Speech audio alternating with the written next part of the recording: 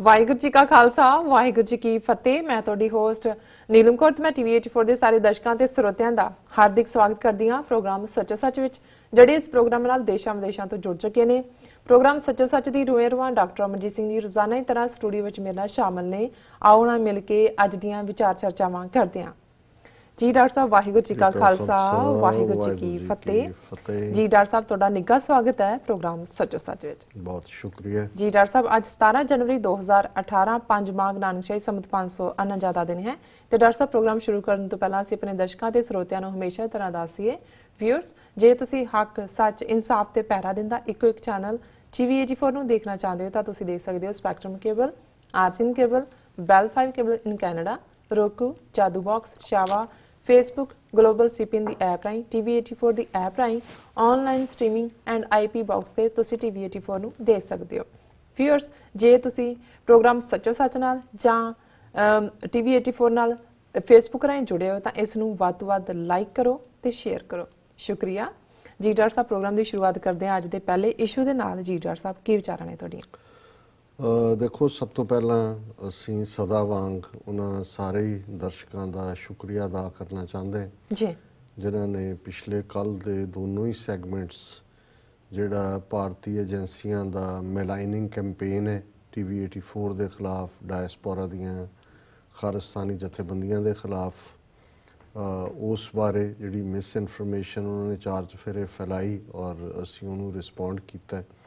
ਔਰ ਇਸ ਤੋਂ ਇਲਾਵਾ ਡਾਕਟਰ ਚੀਮਾ, ਜਿਹੜੇ ਕਿ ਸਾਡੇ ਕੀ ਨੋਟ ਸਪੀਕਰ ਸਨ, ਡਾਕਟਰ ਇਕਦਾਰ ਕਰਾਮਤ ਚੀਮਾ ਇੰਗਲੈਂਡ ਤੋਂ, ਉਹਨਾਂ ਦੀ ਸਪੀਚ ਉਸ ਫੰਕਸ਼ਨ ਦੀ ਉਹ ਇੰਨੀ ਇੱਕ ਹਿੱਟ ਹੈ ਸਾਰੇ ਪਾਸੇ, ਕਿਉਂਕਿ ਪਿਛਲੇ ਕੱਲ੍ਹ ਹੀ ਉਸ ਨੂੰ ਫੇਸਬੁੱਕ ਤੇ ਬਾਕੀ ਕਿਉਂਕਿ ਸਾਰਾ ਪ੍ਰੋਗਰਾਮ 2.5-3 ਘੰਟੇ ਦਾ ਸੀ, ਉਹ ਵੀ ਚੱਲਿਆ, ਪਰ ਉਹਨਾਂ ਦੀ ਕੱਲੀ ਸਪੀਚ ਪਾਈ ਸੀ ਔਰ ਹੁਣ ਤੱਕ 35,800 ਉਸ ਦੇ ਵਿਊਅਰਸ ਨੇ, 1.1K ਸ਼ੇਅਰਸ ਨੇ, 1000 ਤੋਂ ਜ਼ਿਆਦਾ ਸ਼ੇਅਰਸ ਨੇ ਔਰ 235 ਕਾਮੈਂਟਸ ਨੇ। ਸੋ ਉਹ ਸਭ ਤੋਂ ਜ਼ਿਆਦਾ ਇਸ ਵੇਲੇ ਜਿਹਨੂੰ ਕਹਿੰਦੇ ਨੇ ਟ੍ਰੈਂਡਿੰਗ ਹੈ।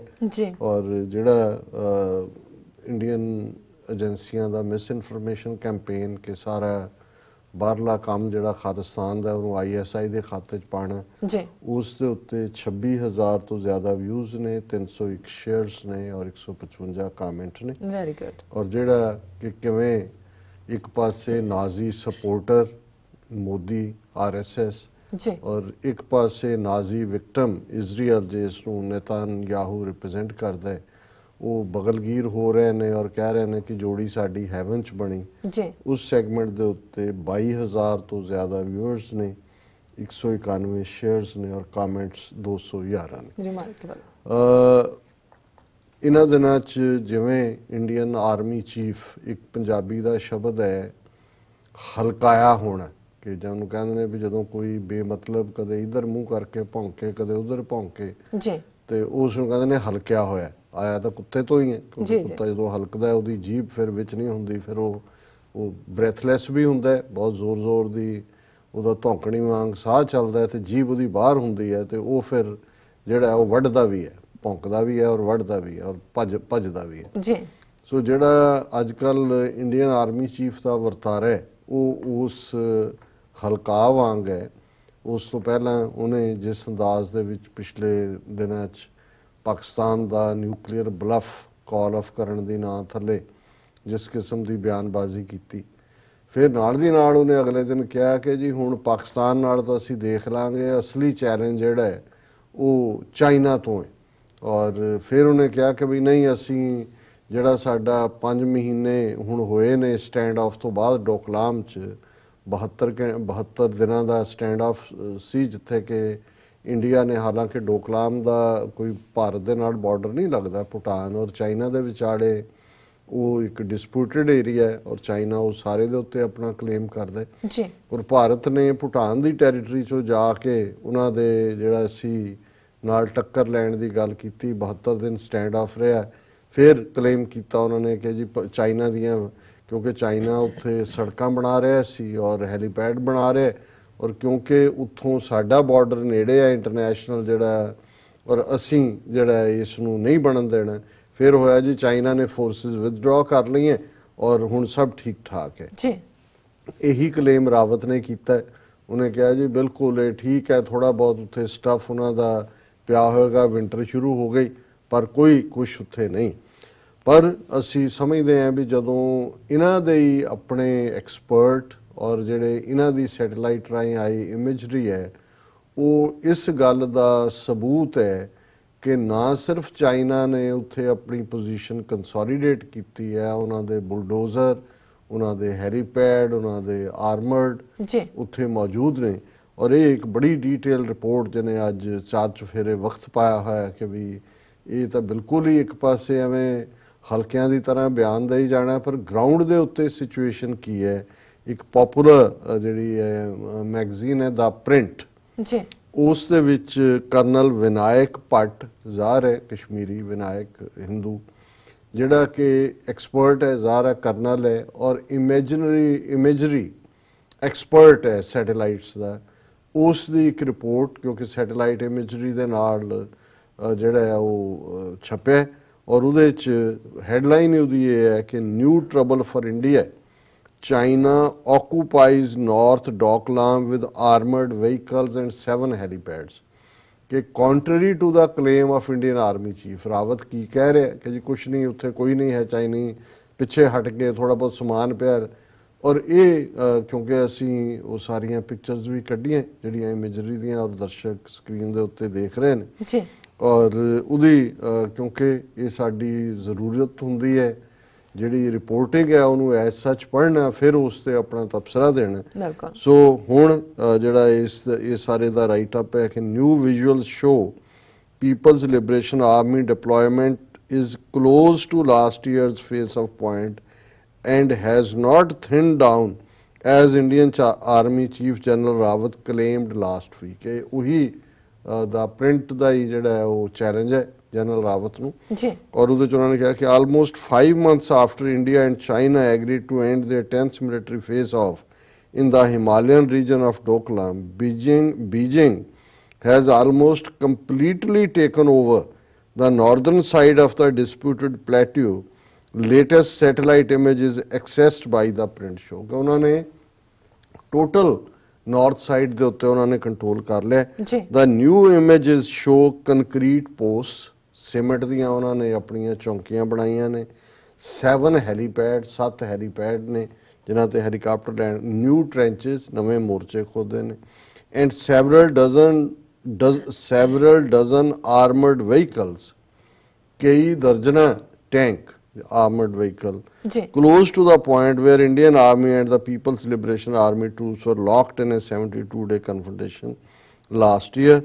फिर उन्होंने कहा कि भी ये उदा क्लेम तो बाद आई है कि जी नहीं होते थिन डाउन हो गई है।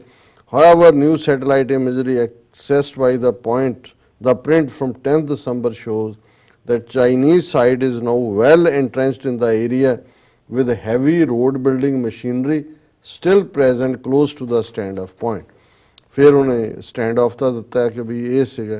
और जी ट्रूप स्ट्रेंथ है, उन्होंने कहा the people liberation army has occupied almost every नुक and corner of the northern side of the प्लेटू, कि उन्होंने हर खूंजे के उत्ते पूरा उन्होंने कब्जा किया है। फिर उन्होंने गूगल अर्थ इमेजरी शो की है कि किवें उन्हां दी जिहड़ी इक्विपमेंट है, there is at least 1 complete mechanised regiment of possible ZBL 09 IFVs, ये दिता है कि भी आ उन्हां दी है।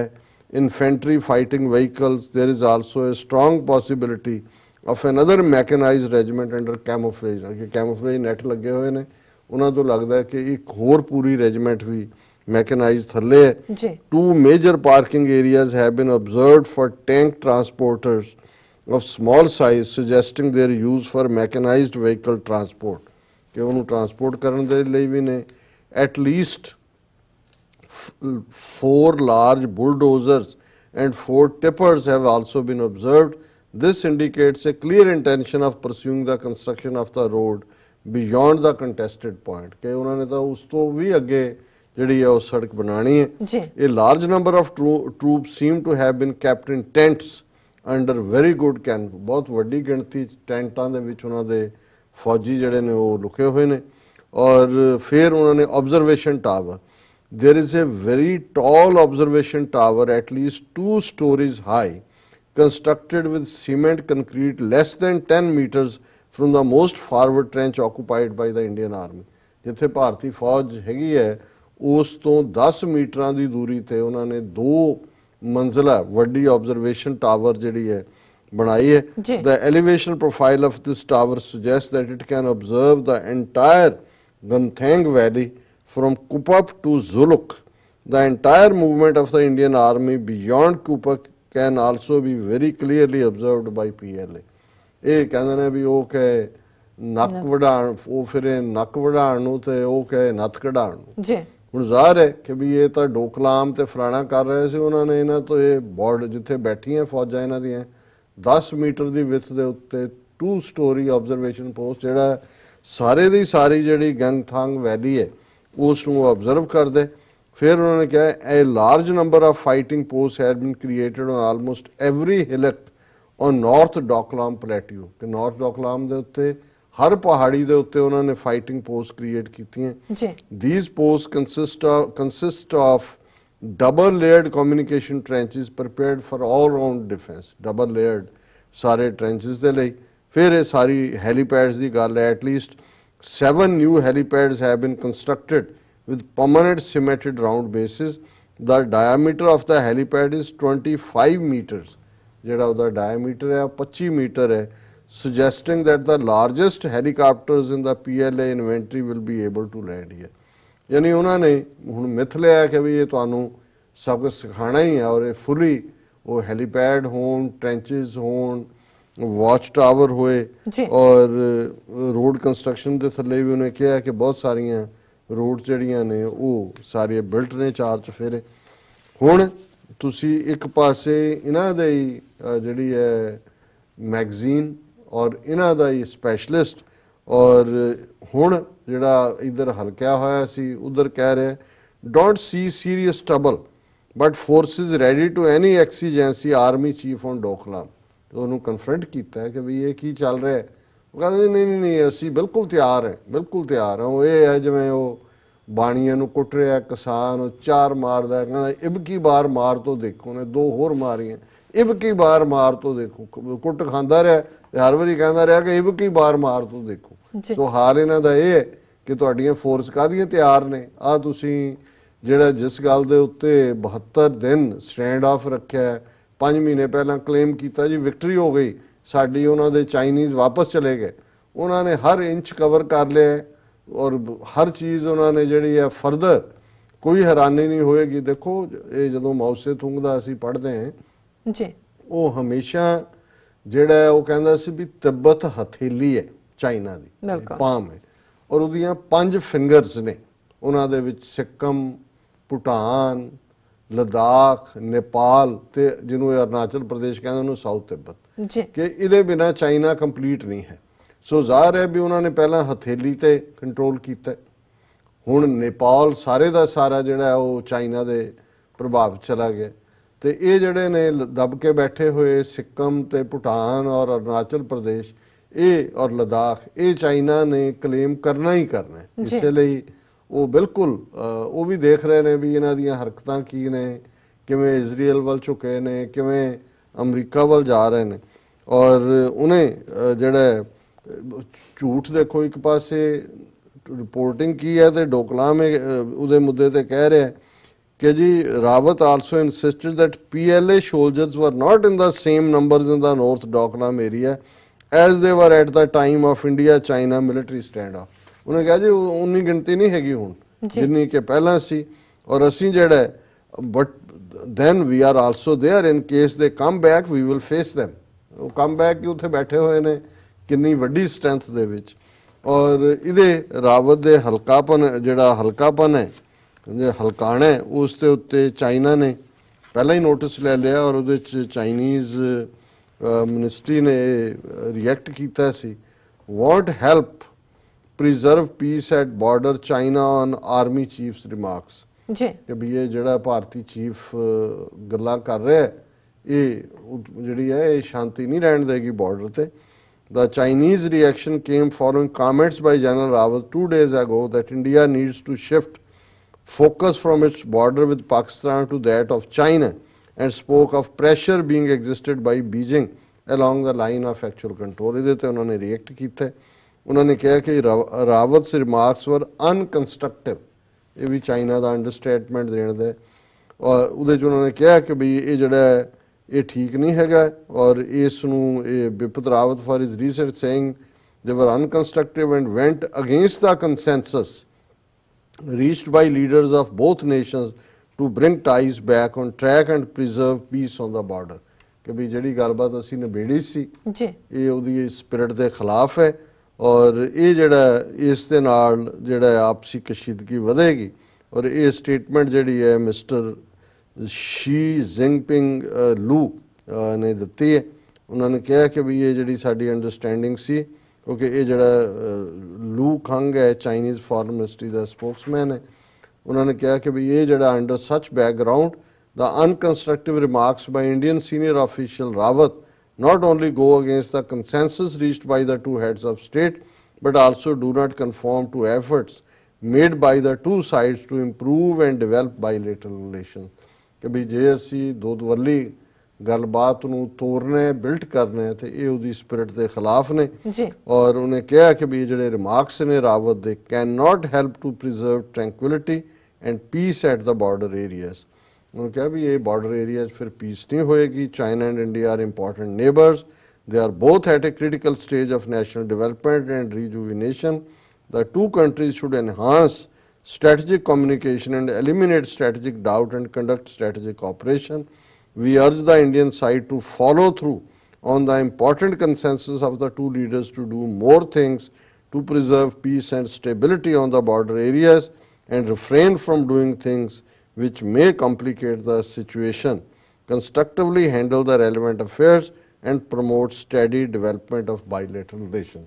ਜੀ ਸੋ ਇਹ ਵੀ ਚਾਈਨਾ ਦੀ ਇੱਕ ਤਰ੍ਹਾਂ ਦੀ ਧਮਕੀ ਹੈ ਕਿ ਵੀ ਤੁਸੀਂ ਇਹ ਬੰਦ ਕਰੋ ਜਿਹੜਾ ਨੌਨਸੈਂਸ ਕਰ ਰਹੇ ਹੋ ਔਰ ਅਸੀਂ ਨੇਬਰ ਹੈ ਔਰ ਜੇ ਤੁਸੀਂ ਇਸ ਸਾਰੇ ਨੂੰ ਅੱਗੇ ਤੋਰਨਾ ਪੀਸਫੁਲੀ ਰਹਿਣਾ ਤੇ ਫਿਰ ਤੁਹਾਨੂੰ ਬੰਦਿਆਂ ਵਾਂਗ ਬਿਹੇਵ ਕਰਨਾ ਪਏਗਾ ਜੀ। ਪਰ ਜਿਵੇਂ ਇਹਨਾਂ ਨੇ ਡੋਕਲਾਮ ਦੇ ਉੱਤੇ ਝੂਠ ਬੋਲਿਆ ਟੋਟਲ ਸਰੈਂਡਰ ਕੀਤਾ ਚਾਈਨਾ ਦੇ ਸਾਹਮਣੇ ਉਸ ਦੇ ਉੱਤੇ ਸਾਡੇ ਫੇਸਬੁੱਕ ਦੇ ਉੱਤੇ ਵੀਰ ਨਵਦੀਪ ਸਿੰਘ ਜਿਹੜੇ ਸਾਨੂੰ ਨਵੀਂ ਜਾਣਕਾਰੀ ਭੇਜਦੇ ਰਹਿੰਦੇ ਨੇ ਉਹਨਾਂ ਨੇ ਇਹ ਸਟੋਰੀ ਪਾ ਕੇ ਥੱਲੇ ਕਮੈਂਟ ਦਿੱਤਾ ਹੈ। ਮੈਂ ਉਹਦੇ ਨਾਲ ਹੀ ਇਸ ਸੈਗਮੈਂਟ ਨੂੰ ਕਨਕਲੂਡ ਕਰਦਾ ਜੀ ਕਿ ਹੁਣ ਭਾਰਤ ਦੀ ਮੋਦੀ ਸਰਕਾਰ ਨੂੰ ਇਹ ਸਟੇਟਮੈਂਟ ਦੇਣੀ ਚਾਹੀਦੀ ਹੈ भारत माता के सपूतों ने चाइना से लिया बदला, डोकलाम चाइना के सिर पर फेंक मारा। उन्होंने कहा असी की करना सी डोकलाम, असी बदला ले लिया, असी चाइना के सिर च मारिया डोकलाम। मतलब ये है भी असी सरेंडर किया, क्योंकि बीजेपी हिंदू तवियों का स्टाइल तो यही है ना, भारत माता के सपूतों ने चाइना से लिया बदला, डोकलाम चाइना के सिर पर फेंक मारा। सो मैं क्या कि भी इस तो वधिया और कोई वे नहीं हो सकता to conclude this segment। जी राज साहब बिल्कुल इत्थे लेने आ ब्रेक तो पहला असीं अपने दर्शकों ते ਸਰੋਤਿਆਂ ਨੂੰ ਦੱਸ ਦਈਏ, अपील कर दईए, बेनती कर दईए व्यूअर्स ਅਸੀਂ ਚਾਹੁੰਦੇ ਹਾਂ ਕਿ ਤੁਸੀਂ TV84 ਦੀ ਵੱਧ ਤੋਂ ਵੱਧ ਮਾਈਕ ਸਹਾਇਤਾ ਕਰੋ। ਤੁਸੀਂ ਆਪਣੀ ਮਾਈਕ ਸਹਾਇਤਾ ਸਾਡੀ ਵੈਬਸਾਈਟ tv84.tv ਤੇ ਜਾ ਕੇ ਇਹਨਾਂ 3 ਵੇਜ਼ ਰਾਹੀਂ ਕਰ ਸਕਦੇ ਹੋ, ਜਿਸ ਤਰ੍ਹਾਂ ਕਿ one time donation, monthly donation ਜਾਂ ਫਿਰ ਤੁਸੀਂ TV84 ਦੇ ਨਾਮ ਤੇ ਚੈੱਕ ਬਣਾ ਕੇ ਸਾਨੂੰ ਇਸ ਪਤੇ ਤੇ ਮੇਲ ਕਰ ਸਕਦੇ ਹੋ 36-01 37th Avenue Long Island City New York 11101 USA, ਜਾਂ ਫਿਰ ਤੁਸੀਂ ਫੋਨ ਰਾਹੀਂ ਵੀ ਸਾਨੂੰ ਸੰਪਰਕ ਕਰ ਸਕਦੇ ਹੋ ਸਾਡੇ ਫੋਨ ਨੰਬਰ ਤੇ 5164060694। व्यूअर्स विचारां दा सिलसिला इस तरह चलता रहेगा। मिलते हैं आफ्टर दिस शॉर्ट ब्रेक।